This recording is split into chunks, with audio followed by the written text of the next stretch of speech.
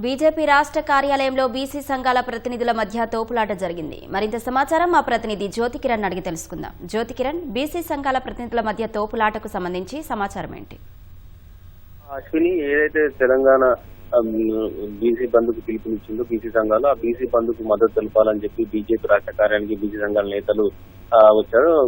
ఏదైతే బీసీ బంద్కు మద్దతు తెలపాలని చెప్పి కూడా రామచంద్రరావుకు బీసీ సంఘాల నేతలు వినతి పత్రం ఇచ్చారు. ఈ వినతి పత్రం ఇచ్చే క్రమంలో బీసీ సంఘాల నేతల మధ్య కాస్త తోపులాట జరిగింది. అయితే ఆ తోపులాట జరగగా అక్కడ ఉన్నటువంటి రాజ్యసభ సభ్యుడు బీసీ సంఘం నేత ఆర్ కృష్ణయ్య అది చెప్పడంతో అక్కడ సద్దుమణింది. తర్వాత కిందికి వచ్చిన తర్వాత బీజేపీ రాష్ట్ర అధ్యక్షుడు రామచంద్రరావు బీసీ బంద్కు మద్దతు తెలుపుతున్నట్లు అధికారికంగా ప్రకటిస్తున్నారు అని చెప్పి కిందికి వచ్చి మీడియా ముందు మాట్లాడే క్రమంలో బీసీ సంఘాల మధ్య మరోసారి తోపులాట జరిగింది. అయితే ఆర్ కృష్ణకి సంబంధించినటువంటి గుజ్జ కృష్ణ మరో వర్గమైనటువంటి బీసీ నేత పైన గట్టిగా తోపులాట జరిగినట్టు తెలుస్తుంది. మొత్తంగా తోపులాట పెద్ద ఎత్తున జరుగుతున్న క్రమంలో అక్కడికి చేస్తున్నటువంటి అటు ఆర్ కృష్ణయ్య దాన్ని సద్వినియోగించే విధంగా చేశారు. అంతేకాకుండా అక్కడికి బీజేపీ శ్రేణులు కూడా ఈ తోపులాట జరగకుండా ఆడుకున్నారైతే తెలిసింది. ఏదైతే తెలంగాణ బంద్కు మద్దతు తెలిపేందుకు వచ్చిన నేతల మధ్య ఏదైతే తోపులాట జరిగిందో ఈ తోపులాటకు బీజేపీకి ఎలాంటి సంబంధం లేదని, కేవలం